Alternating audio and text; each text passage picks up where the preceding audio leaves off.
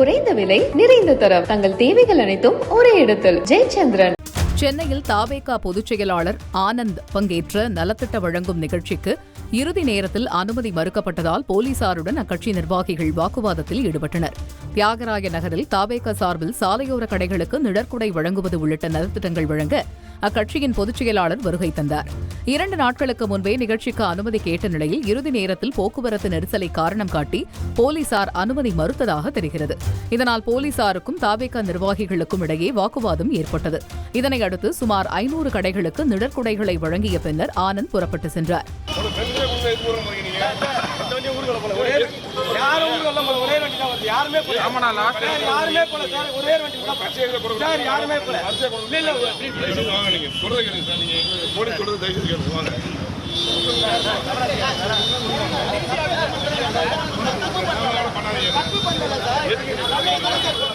குறைந்த விலை நிறைந்த தரம் தங்கள் தேவைகள் அனைத்தும் ஒரே இடத்தில் ஜெயச்சந்திரன்.